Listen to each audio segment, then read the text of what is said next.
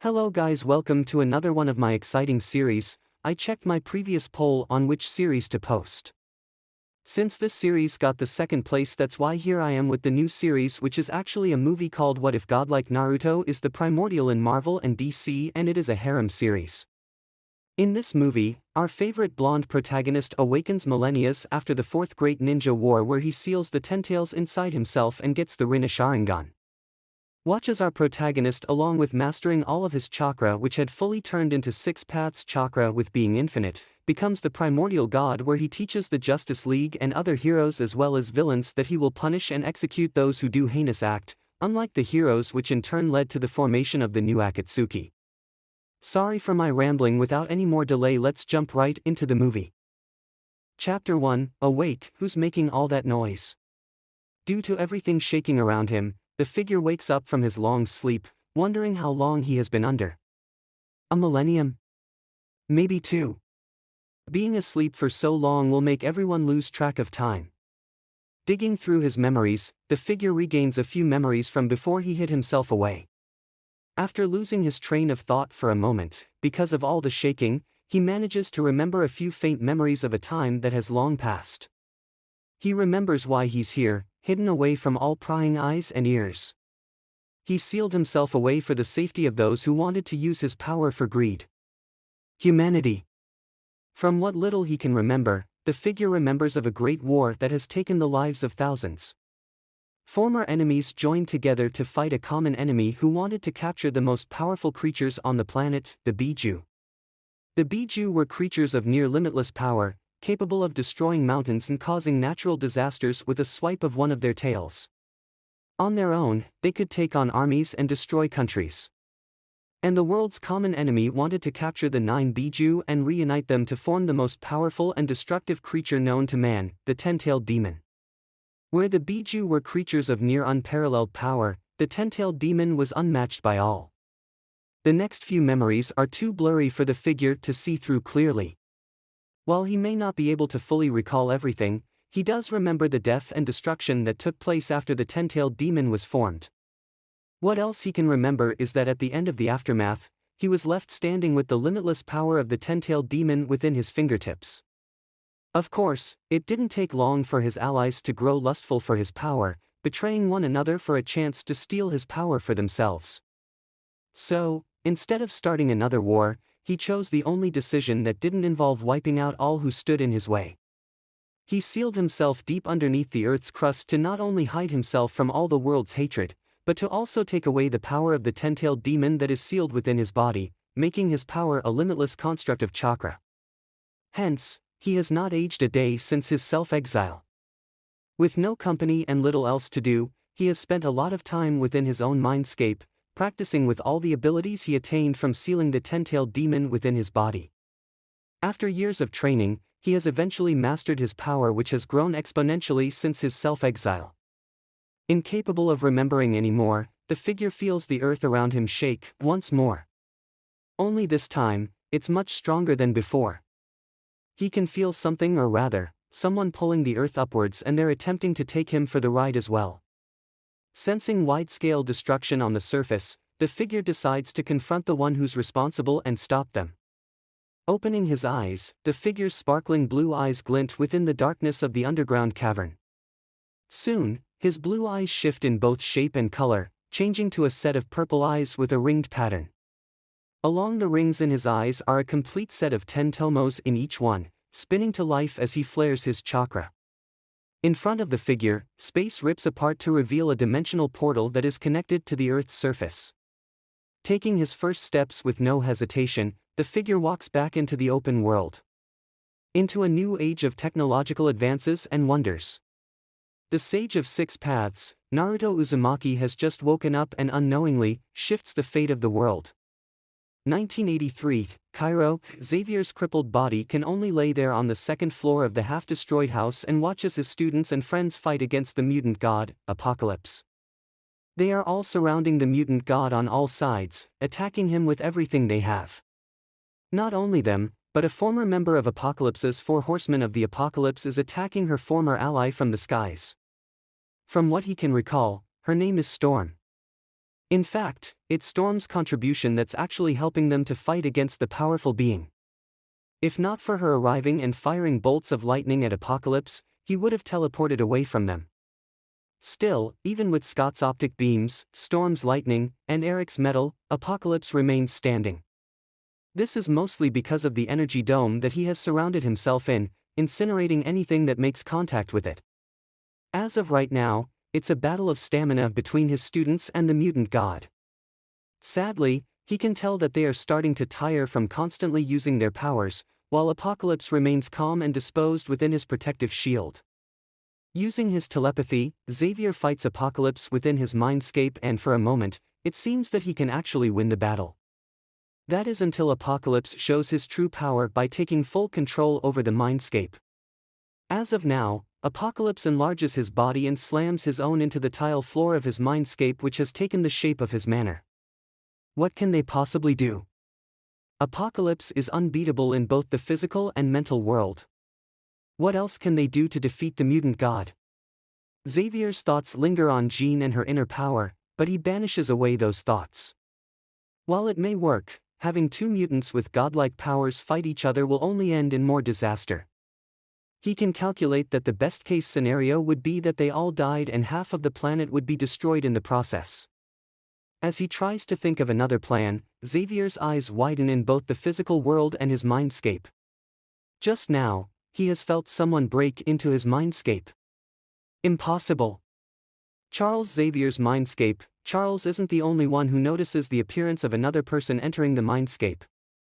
His enlarged body turns to face one of the hallways that make up Charles Xavier's mind. In his large right hand is Xavier, who's struggling to break of his hold, and failing. At the end of the hallway, Apocalypse can see the person who has intruded on his business. Who are you? The intruder remains silent, merely staring at the mutant god with a calm and calculating gaze. From Xavier's position of hanging upside down in Apocalypse's hand, all he can see of the mysterious individual is that they have spiky white hair. He would try to get a better view, but he's a bit stuck at the moment. Apocalypse shows his distaste by frowning. Taking a step forward, the floor under the mutant's feet shatters like glass, along with the rest of the mindscape. The mutant god takes a step back, clearly not the one responsible for the sudden change. What used to be Xavier's manor is now a massive sewer with ankle-deep water and a massive golden gate, which makes Apocalypse's enlarged body look tiny in comparison. Whatever may lie behind those golden bars is unknown to Apocalypse, who can only see darkness. The intruder stands in front of the cage and across from Apocalypse, seemingly unaffected by the sudden change in scenery. "What is this?" demanded Apocalypse. With a flick of his wrist, Apocalypse throws Xavier away so he can keep his full attention on the unknown intruder. While he does not know the man's identity, he admits that he is powerful. Not many can take away his control within a mindscape, especially not so easily. Landing in the water face first, Xavier lifts his head out of the water and coughs, having swallowed some water by accident upon landing. With Apocalypse no longer holding him, Charles can now look over to see who the mysterious person is. Immediately, he notices the man's odd sense of style, recognizing his clothing to be a part of the Japanese culture. The man adorns a white kimono that stops over his knees, showing that he's wearing black baggy pants underneath. On his collar is a design of 6 black magatama, and unknown to Charles, there's also a design of a rinnegan on the back of the kimono. For footwear, the man has on a pair of black sandals. Looking over the man's appearance, Charles notices how young the man looks, appearing to be in his early 20s. On each of his cheeks are 3 black markings, giving off the impression that he has whiskers on his face. The mysterious man's pale skin almost blends with his pure white spiky hair, but his most noticeable feature is the man's set of horns. He almost misses them since they are hidden within the man's spiky white hair. Is he a mutant? If he is, he's no ordinary mutant, that's for sure. With his white clothing, calm expression and his powerful presence, he appears to be what Mutantkin's version of God would be. While Charles doesn't want to believe it, the mysterious man looks to be a much better representation of a mutant god than Apocalypse. He can only hope that he's on their side. "I'll only ask one last time. Who are you?" asked Apocalypse, a voice full of hostility for the mysterious man. Again, the man ignores Apocalypse's demand, although he does lift his right arm in front of himself. Pressing his middle finger against his thumb, the man snaps his fingers so loudly that the sound echoes off the walls of the sewer. The water surrounding the man ripples when he snaps his fingers, smoothing out the water across the sewer. Almost immediately, an insane amount of bloodlust fills the entire mindscape, putting enormous pressure on everyone's shoulders. While he may not look it, Apocalypse is starting to strain underneath all the bloodlust in the mindscape. In all his 5,000 years of life, Apocalypse has never felt so much bloodlust before. It's taking all of his strength, just so he doesn't show the strain it's putting his body and mind through.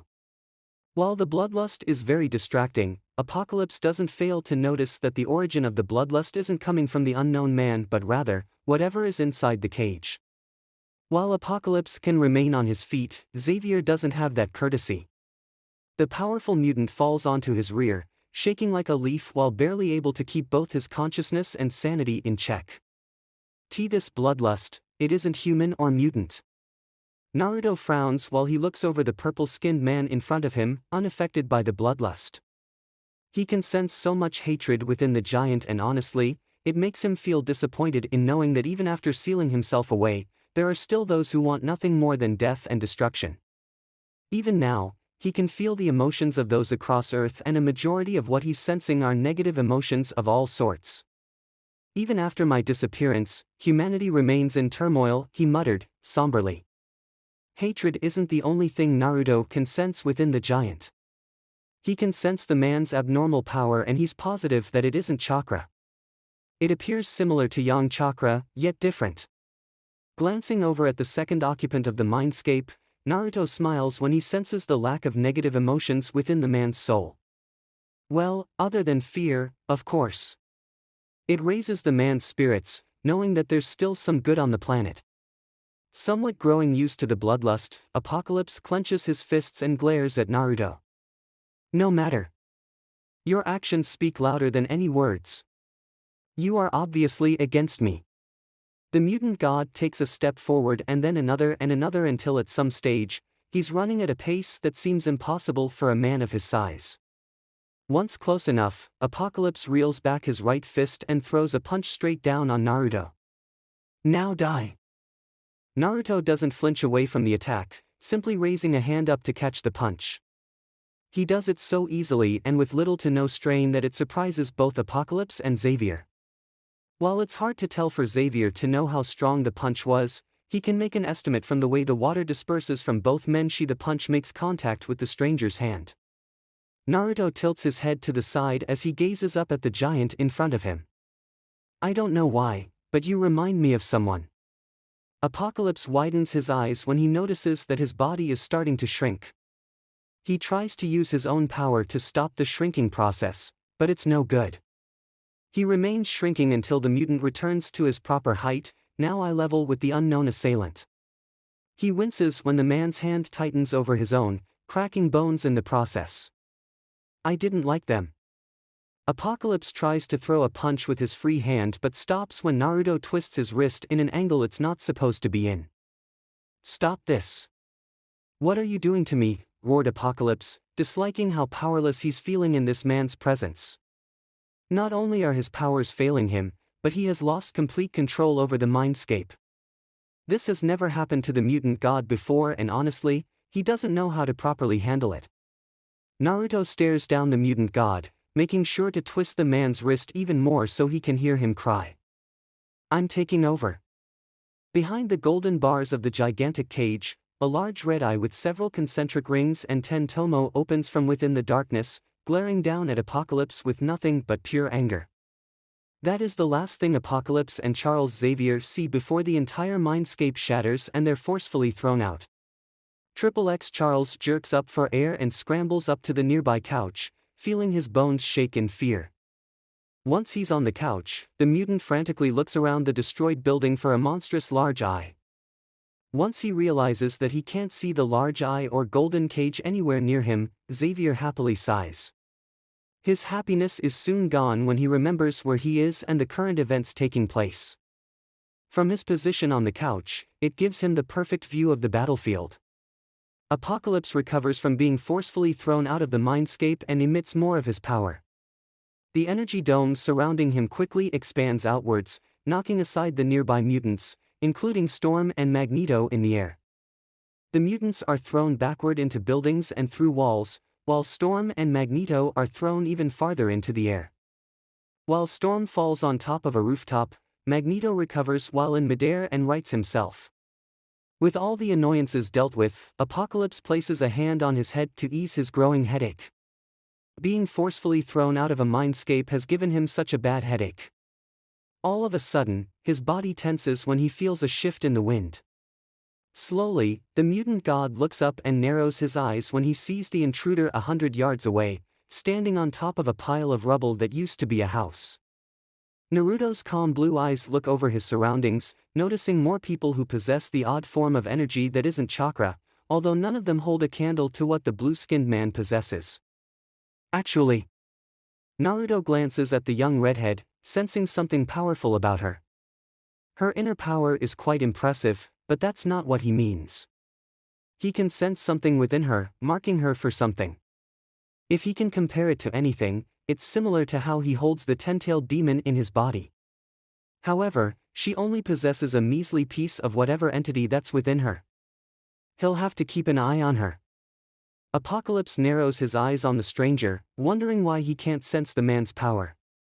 Many millennia ago, Apocalypse stole the ability to sense power levels from other mutants, giving him the perfect method to search for candidates to become his 4 horsemen of the apocalypse. So, why can't he use that same power to sense the mysterious man's energy? If not for me seeing him with my own 2 eyes, I would think that he doesn't exist. Naruto turns away from the other mutants to look over at the mutant god who has been emitting his power to increasing levels. At first, he would have liked to end this confrontation peacefully, but from the amount of negativity he can sense within the man, he believes it to be past the point of no return. Only someone who wants nothing but death and destruction could have that much hatred in their soul. So, Naruto appears right in front of Apocalypse, surprising the mutant god with his speed. Apocalypse throws a punch, but it sails right through Naruto, indicating that Apocalypse just punches his afterimage. Sensing a shift in the wind behind him, Apocalypse quickly turns around, only to see the young mutant who can shoot optic beams from his eyes. The young mutant tenses, but Apocalypse dismisses the mutant as no threat. Again, the wind shifts to his right and Apocalypse turns, seeing nothing but the beastly blue-haired mutant.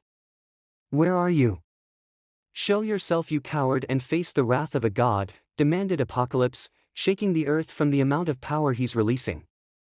The nearby mutants all fall to their knees, losing their balance from the earthquake that takes place right underneath their feet. Very well. Apocalypse's eyes widen when he hears the voice speak over his shoulder. Before he can turn around, a hand clamps down on his shoulder and the next thing the mutant god knows, he's sailing through dozens of buildings, separating him and the other mutants by miles. Apocalypse loses count of the amount of buildings he goes through, but he eventually does slow down enough for him to flip backwards and slide to a stop. Grunting slightly, the god of mutants raises to his full height while his broken muscles and bones heal themselves. As he looks through the trail of destroyed buildings, he can see the annoyance is already in front of him, having traveled miles in seconds. Having lost his patience, Apocalypse raises both his hands up, levitating all the nearby rubble and piling it all into one big ball. Then, the ball of rubble disintegrates into acidic sand. Thrusting his hands forward, the mutant god sends the sand toward the annoyance. Naruto has to crane his neck up so he can see the top of the giant wave of sand. Noticing that anything that touches the wave of sand disintegrates, he decides that it's probably a good thing for him not to touch it.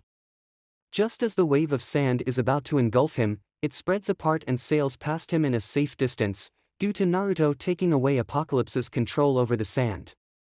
The wave of sand twists around Naruto, stopping just behind him, hovering over him almost like a protective mother. Apocalypse has barely a few seconds to realize what has just happened before he has to summon his energy shield to block the wave of acidic sand. While the sand can't touch the mutant god while he's in his shield, it does start to bury him under the deadly particles, putting more weight on him by the second. Figuring out that the sand is increasing in weight, Apocalypse retreats by teleporting to a safe distance so he can get his bearings. The mutant god appears on the rooftop of an intact building, miles away from where his opponent is. Where do you think you're going? That is what Apocalypse thought, but he turns around and as much as he hates, the unknown intruder is standing across from him on the exact same rooftop. Apocalypse takes a step back from the unknown. Impossible. What kind of mutant are you? Naruto raises a brow, curious over the term, mutant. Apocalypse glares and aims his right hand at Naruto, firing a powerful beam of molecular energy. However, by the time the beam of energy is halfway across the rooftop, Naruto is beside Apocalypse and holding his offending limb upwards into the air. Naruto's other hand grasps Apocalypse's skull and jumps. The force in the jump is so strong that Apocalypse's body is struggling against the man's grip and the friction in the wind. 3 seconds later Naruto has jumped past the cloud, hovering in the air for a moment. Pulling back his arm, Naruto throws the mutant god back down to earth, watching as the mutant falls like a falling meteor. As the X-Men recover and wonder what has just happened, none of them notice the incoming mutant until Apocalypse collides with the floor, causing an explosion of rubble to fly upwards into the air. Once the rubble subsides, everyone looks to see a massive crater in front of them. And in the center of the crater is none other than Apocalypse, already healing from the damage. Apocalypse groans as he feels his bones reset and his muscles stitch back together. Slowly, he opens his eyes to see Naruto standing over his prone body. Naruto looks over the mutant god in curiosity, watching as his injuries heal almost instantly. Tell me, do all mutants possess instant regeneration or is it just you? It isn't like he's worried about fighting an immortal, since he knows several methods to dealing with them. However, as he watches the mutant's injuries heal, he sees an image of a white-haired man in a black cloak with red clouds designs. He can't recall the man's name, only remembering that he once possessed immortality and had a seriously bad mouth on him. Naruto adorns a thoughtful expression, thinking about the black cloak with red cloud designs. For some reason, he knows that the cloak has a deep meaning, but he can't remember what it is. However, he does remember the name of the organization that once used the cloak's design. Akatsuki, you. Growled Apocalypse, angered over the man's blatant disrespect, as well as his overwhelming power. How can he be losing so easily when he is the most powerful mutant on the planet? Pushing himself onto his feet, Apocalypse's eyes whiten as he calls forth his full power. As Apocalypse releases his full power, the earth begins to shake once more, causing everyone but Naruto to lose their footing. Naruto remains in place, using his chakra to stick his feet to the floor. The Sage of Six Paths watches in curiosity as the earth shakes uncontrollably and dark clouds start to cover the sky. The sound of thunder echoes while lightning is visible from within the dark clouds.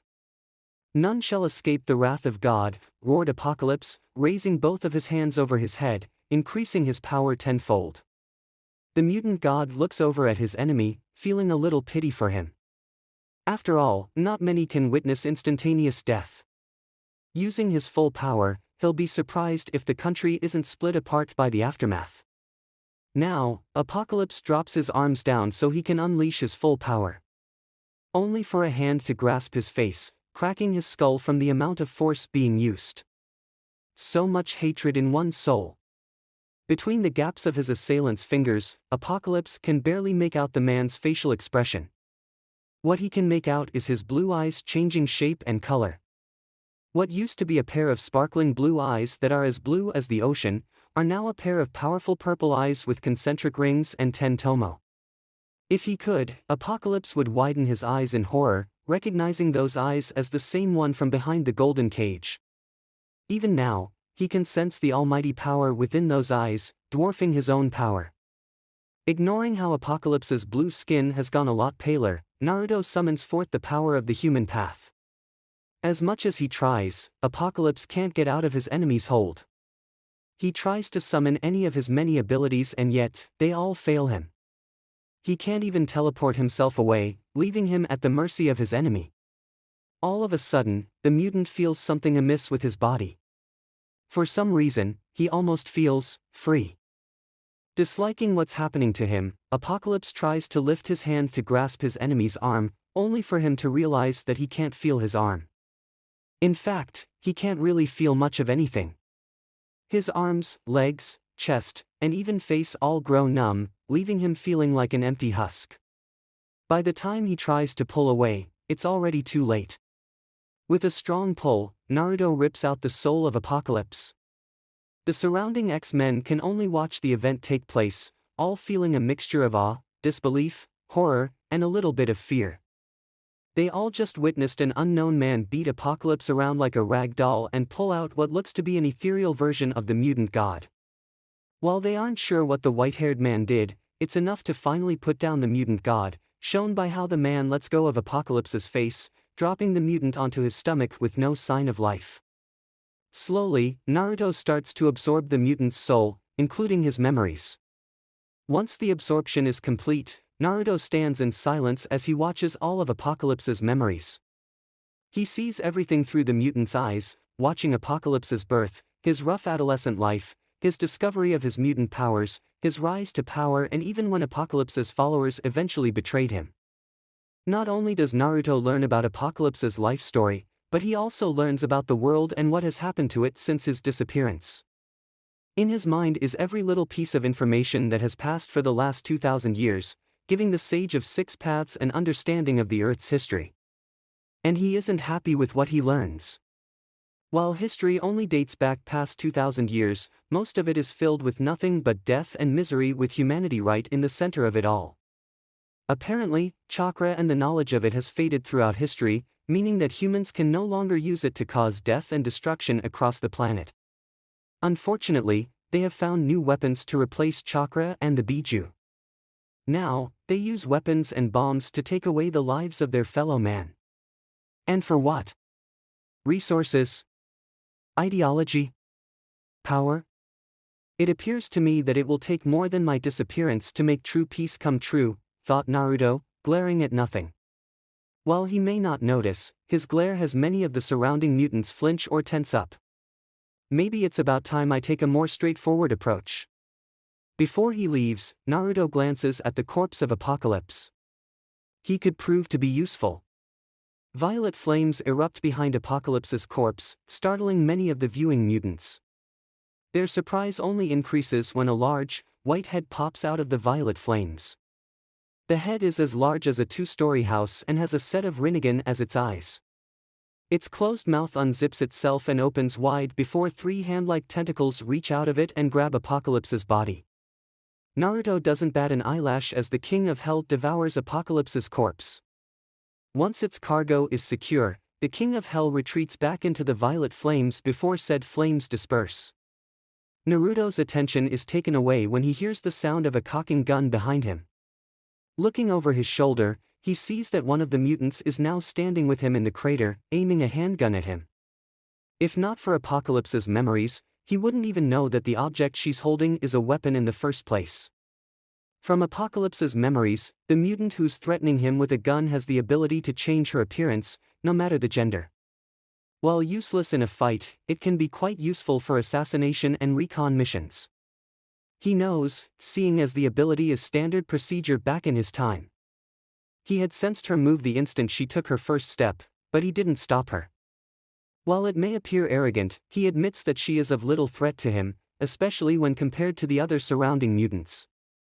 While she may not look it, she's actually terrified of him. With the ability to sense emotions, he can tell what someone is actually feeling, even if they're trying to hide their emotions behind a fake mask. The blue-skinned mutant isn't the only one who's terrified of him. He can sense the emotions of the other mutants and they're feeling the exact same fearful emotion as their comrade, especially the crippled mutant. It isn't like he can blame them for being scared of him. From what he can recall from Apocalypse's memories, all of them were fighting the mutant god together and failing to deal a scratch on him.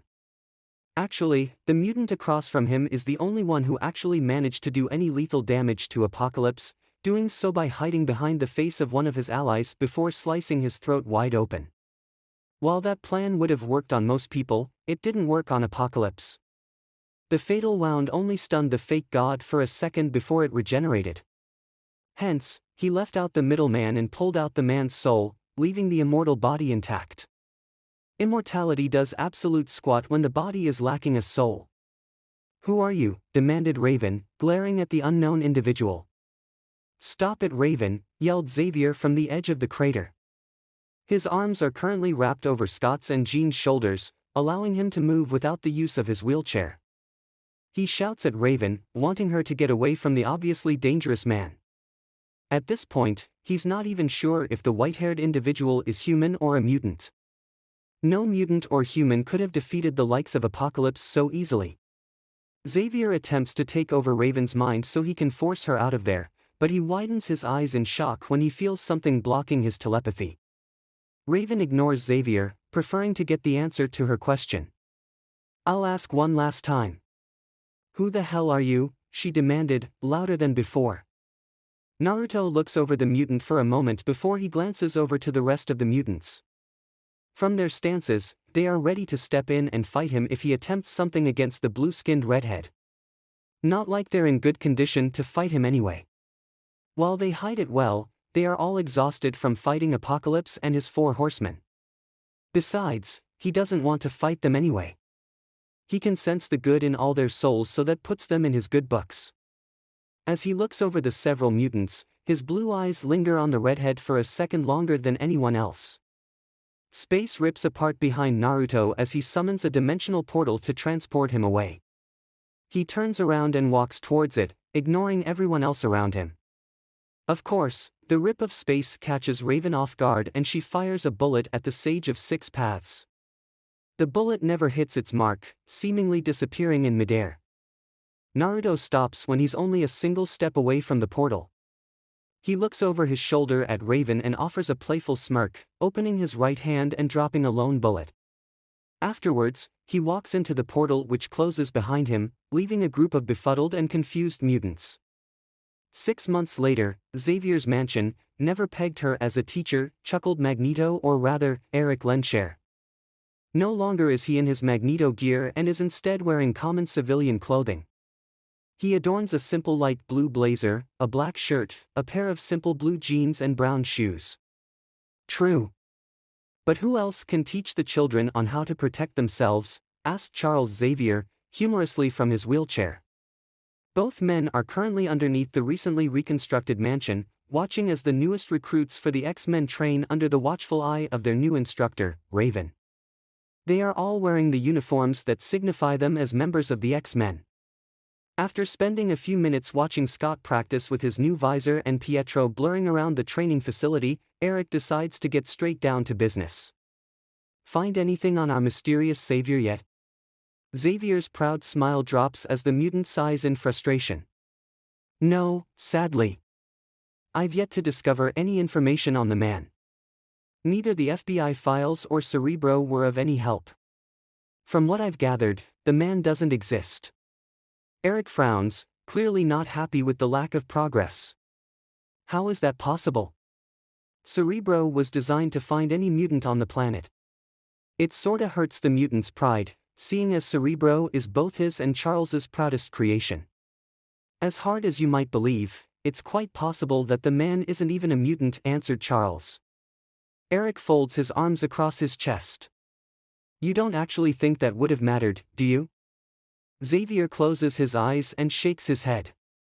"Honestly, even if the mysterious stranger isn't a mutant, Cerebro should have been capable of finding the high energy levels of the man who managed to kill the mutant god. Yet, Cerebro can't find any trace of the man. With no files, no name and no way to find him, it's like they're searching for a ghost." "Dark times are coming," Charles warned Eric, watching as Raven barks orders at the X-Men recruits. "We may not be able to see them now, but dark clouds are coming and I fear we won't be prepared when the time comes." "And here I thought I was the psychic," joked Charles, trying to make light of the situation. From the tension in the air, it's obvious that his choice of humor isn't appreciated. "At the very least we know he isn't hostile towards us, for now." "What do you mean by that?" Eric shrugs his shoulders. "As you said, we have no information on the stranger. We don't know who he is or where he comes from.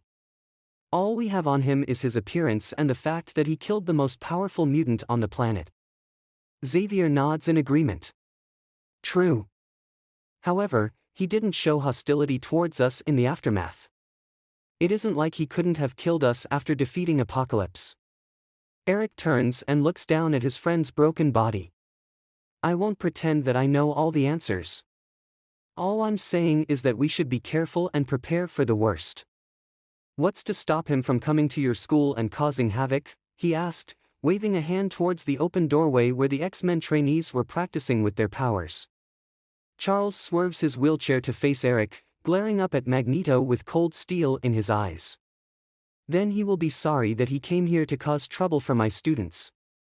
Eric smirks over his friend's reply, enjoying the man's overprotectiveness for the younger mutants. I'm just saying, Charles. He's a powerful unknown that must not be overlooked. Charles turns his chair to face the open doorway.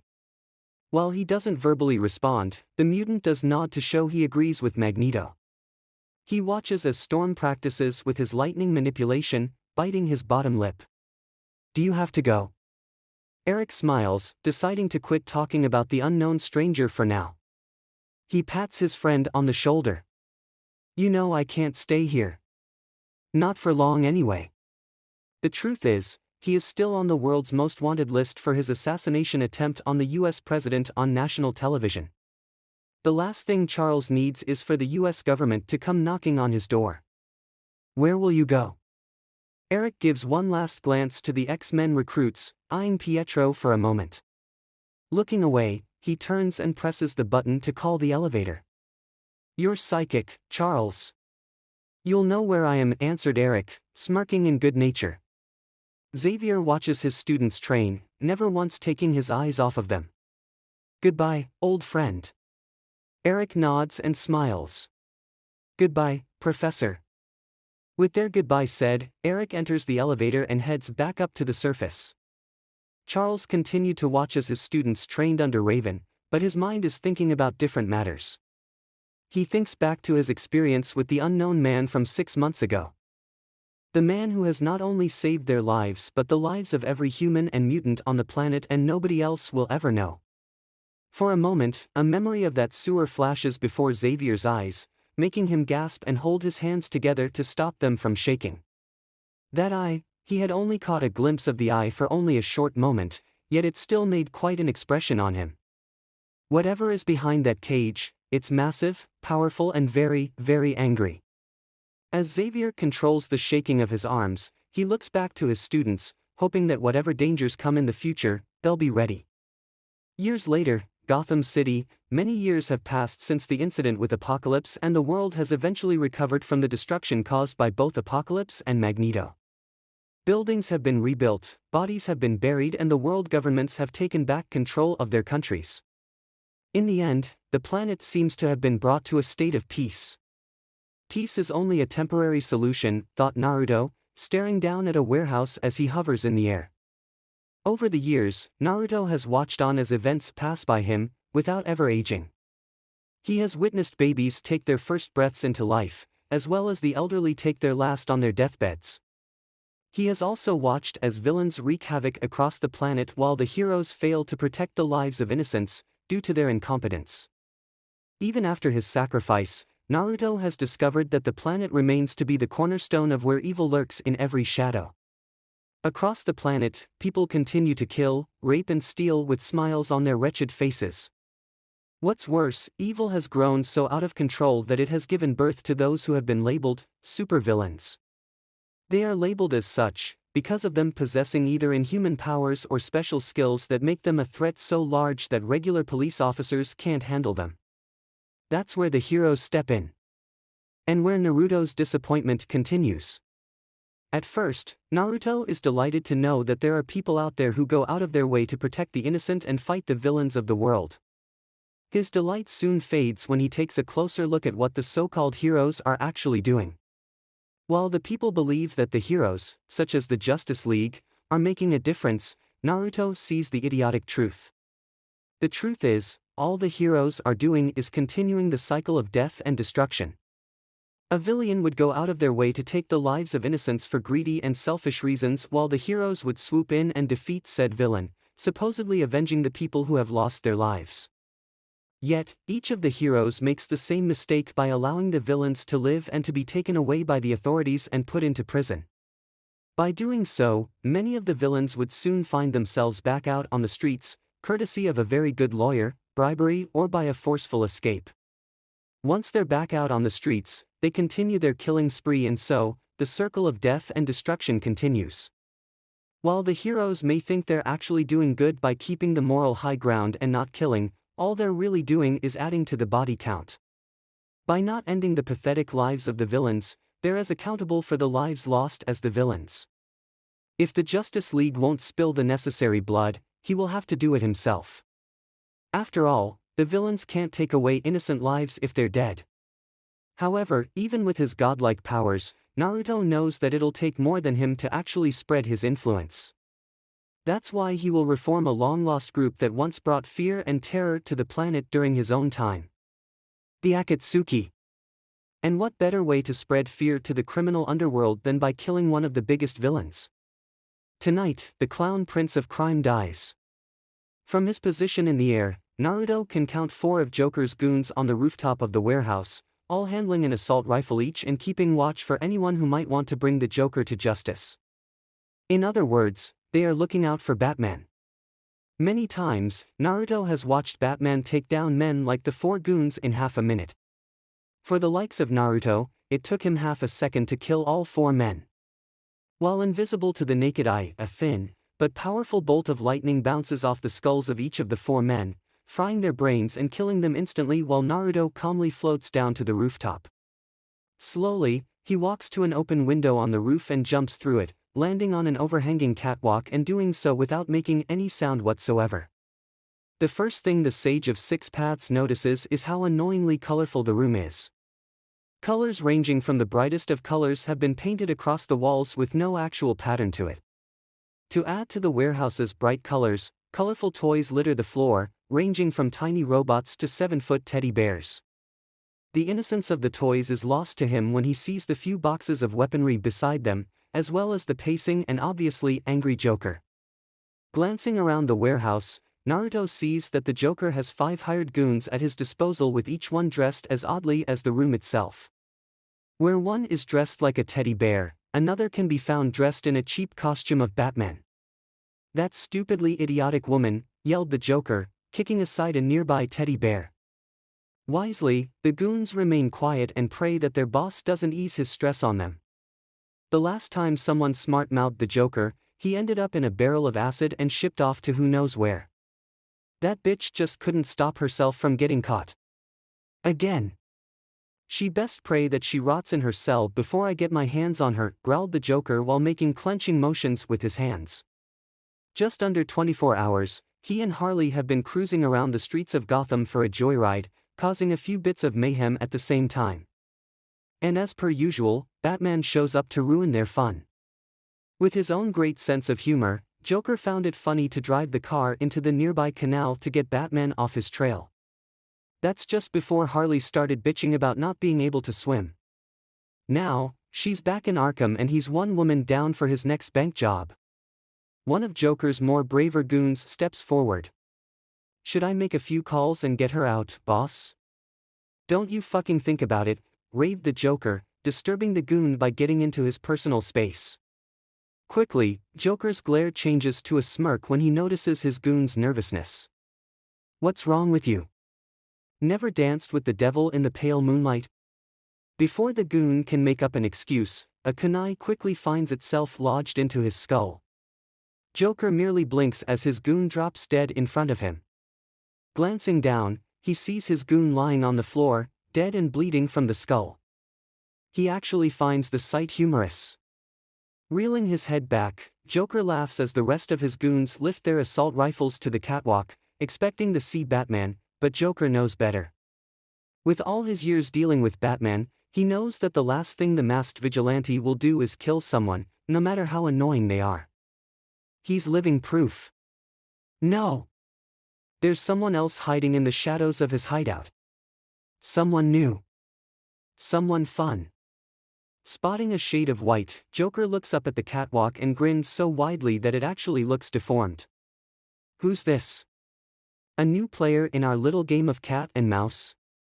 And you aren't even wearing a mask, he laughed, pointing at Naruto as if he's the funniest man he has ever met. Naruto stares down at the green-haired man, feeling so much negativity within him that it's making him feel sick. For a moment, an image of a man with long black hair and wearing red armor shadows over Joker's person before it vanishes, making Naruto frown. While curious, he ignores it for now so he can accomplish tonight's goal. After doing his research on the Clown Prince of Crime, Naruto found himself somewhat surprised to know that the Joker doesn't have any superpowers of his own. How many villains can brag about being one of the best and not have the help of powers? What the Joker lacks in superhuman abilities, he makes up for it with his ruthlessness, unpredictability and clever weaponry. Even with no powers of his own, thousands of lives have been lost by the Joker's hands, each either being a man, woman or child. For every person he causes pain and suffering, the Joker merely laughs. Tonight, Naruto will finally accomplish the inevitable. Tonight, he will avenge the deceased and kill the Joker. I'm not sure you understand, kiddo, but you're playing with the big boys now, said the Joker, reaching into his purple coat and pulling out a revolver with an extra long barrel. So why don't you scurry on off, eh? With a laugh, he fires his revolver at Naruto. Without so much as blinking, Naruto catches the bullet in between his fingers, surprising the goons with his inhuman feat. Joker merely smirks at the sight. Aiming, Naruto flicks the bullet straight towards one of the goons. At supersonic speeds, the bullet rips through the goon's skull, but it doesn't end there. With a small bit of chakra manipulation, Naruto controls the trajectory of the bullet after it jumps out of the goon's skull and controls it to pierce through the skulls of the other goons. The goons soon collapse dead with a smoking hole in their heads. Joker chuckles, seemingly unaffected by Naruto's efficiency in killing his men. Well, aren't you a big ball of excitement, he laughed. And here I thought Batman was the big boss in Gotham. Shrugging his shoulders, Joker makes a run for a pile of crates. Jumping off of the catwalk, Naruto seems to glide to the floor, watching as the Joker makes a run for the crates. He allows the villain to do so, knowing that he can kill the insane clown anytime he wants. Following after him, Naruto slowly walks towards the crates, only to stop halfway when he hears the sound of an engine turning on. He raises a brow when the crates shatter as a bright purple car drives through them, bearing the Joker's sick smile on the front of the vehicle's hood. Within the car, Joker laughs as he steers the car towards Naruto, intending to run him over. Yet, Naruto remains in place, staring at the incoming car with a blank expression. All of a sudden, the Joker jerks forward and bangs his forehead against the steering wheel when his car suddenly stops. What the hell is the big idea? Yelled the Joker, shaking his fist with one hand while using the other to rub his sore head. He stops what he's doing when he sees that Naruto is standing in front of his car, holding it back with one hand. Literally, Naruto's fingers have dug into the car's hood, bending metal with the greatest ease. Never once flinching, Naruto uses his one hand to lift the vehicle over his head, carrying the car as if it weighs nothing. With a simple flick of the wrist, the car ends up flying towards one of the warehouse's walls, performing several flips while in midair before crashing into the wall. As the ruined car starts to emit smoke, the car's driver door is kicked open and a wounded, if not alive Joker crawls out of the wreckage. I am one F for jokes B but T this isn't F funny, muttered Joker with a dry laugh, before wincing from the deep cut in his hip. The Joker stops crawling when he sees a pair of feet in sandals in front of his face. You're still here, he deadpanned. Naruto doesn't reply, preferring to grab the Joker roughly by his neck and hoist him up with his feet dangling in the air.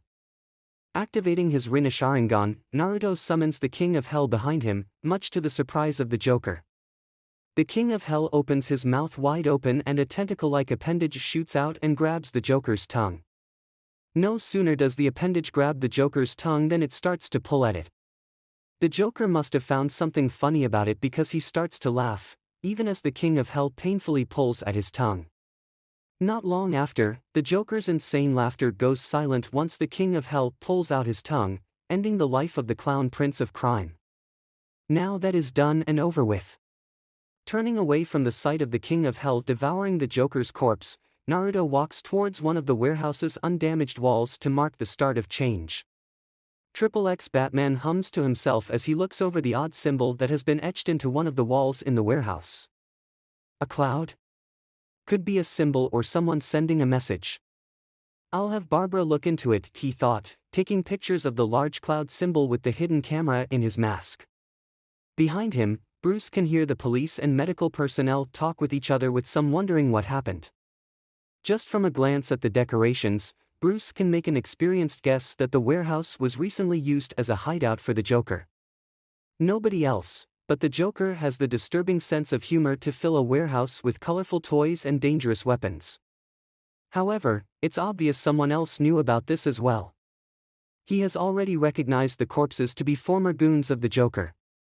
That isn't too odd, due to the Joker having the tendency to kill a few of his own men when bored, but what's odd is that the men were killed in strange ways. One of the 5 was killed from a knife that cut through his skull with the mysterious weapon missing, and the rest were killed by a single bullet through the skull.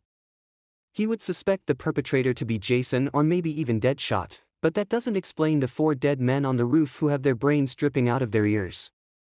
Glancing to the right, Bruce sees the Joker's car, which has been thrown into the wall.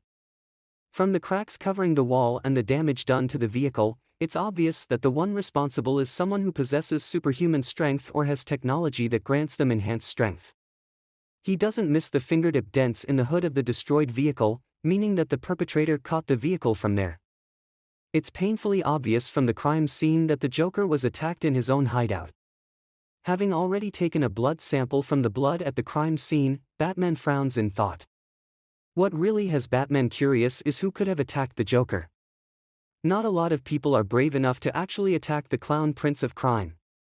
Whoever does so tends to regret it almost immediately, but from the wreckage, dead bodies and blood stains, whoever did this is sending a message. They aren't afraid. With another hum, Batman turns and heads back to inform the League of what happened. While there, he can inform Barbara about the cloud symbol so she can start her search on it, as well as look over the blood sample he found. XXX, there you are. On top of one of Gotham's many skyscrapers, one of the city's most well-known characters can be found. Red Hood tilts his sniper rifle slightly to the left so he can keep his scope on his target, who goes by the name Big Daddy. Obviously, he could have searched for the crime boss's real name, but that would only cost him money and time. To be honest, his knowing the man's real name wouldn't change his fate. Big Daddy is known in the underworld as an upstart crime boss who is starting to lead the underground slave trade. He is the reason why young women have been taken away from their families and friends, so they can be drugged up and sold into sexual slavery for whoever has the wealth and lack of morals to do so. Of course, being in such a business quickly gained him the attention of the former boy wonder, who is currently watching Big Daddy walk through the hallway of a skyscraper's 30th floor, directly across from the rooftop he's currently standing on. Jason narrows his eyes as he watches the large man who is wearing an expensive-looking white suit that's straining from his large stomach. As expected of someone in his line of work, Big Daddy has 4 muscular men in black suits surrounding him on all sides, protecting their employer from any threat that may get in their way. Sadly for them, they can't protect their boss from Red Hood. After making sure that his aim is right and that the wind is light, Red Hood pulls the trigger and watches as his bullet pierces through the glass window pane before drilling a lovely hole through the temple of Big Daddy's skull. Nice shot. Without even turning to see who that voice belongs to, Red Hood drops his sniper rifle and rolls away, already firing in the direction of the voice with his dual pistols. Foul bullets are shot and none of them manage to hit their intended target. Heart, lungs and brain. Impressive accuracy. If I was anyone else, I'd be dead instantly, said Naruto, smiling as the bullets hover in front of him, harmlessly.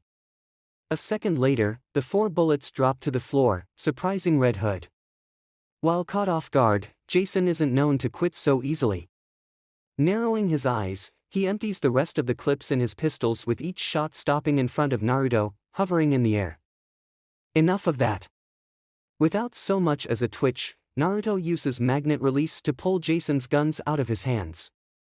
As they float beside Naruto, the weapons crush themselves into 2 separate balls of useless metal before dropping to the floor. This does little to discourage Red Hood, who pulls out a large combat knife from the back of his pants and charges at Naruto. Thrusting the knife to Naruto's stomach, Jason finds himself even more surprised when the knife bends inwards before it can stab into flesh. Somersaulting away, Jason looks over his ruined knife and scowls under his mask. His knife has been specifically made by him to cut through Batman's wires, which can hold back the likes of Bane. Now it's a useless pile of metal. Throwing away his knife, Red Hood gets into a fighting stance. Whatever he's doing, it's related to metals, he thought, believing that is why his bullets and knife were ineffective against the man.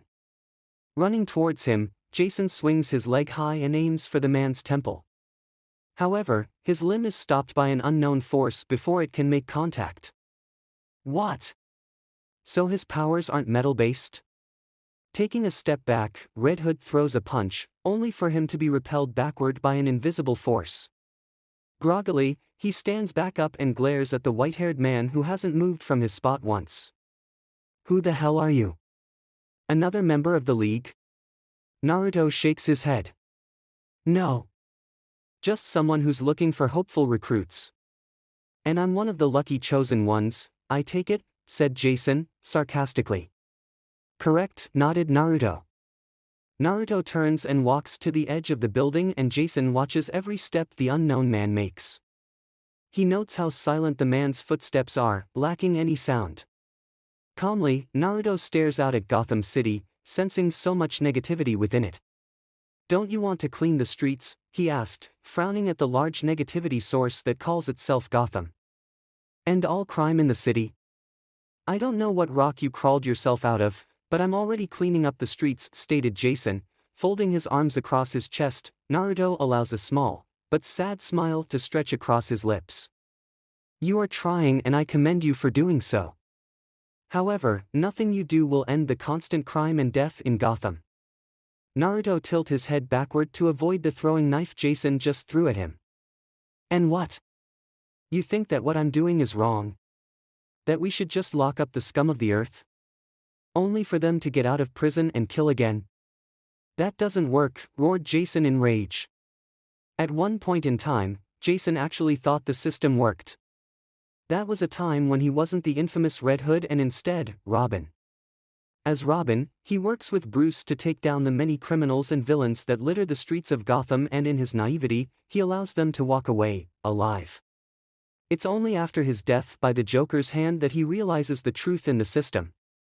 And the truth is that the system doesn't work. After all, if Bruce just killed off the Joker before he became such a household name, he wouldn't have lost his own life. Naruto faces Red Hood and smiles. And I agree. Naruto doesn't need to see under Jason's mask to know that he's looking at him, quizzically. You have taken over most of the gangs in Gotham, so you can control crime on the inside. Whoever doesn't follow your orders, you kill without question. You kill villains and criminals whenever you get the chance. I like that. Jason narrows his eyes. Then I take it you aren't with the Justice League. He says it as more of a statement than a question. Every member of the Justice League is as naive as he used to be, and so, they wouldn't talk about killing the scum of Earth so easily. Naruto smirks in amusement. If I was a member of the League, would I not try to stop you?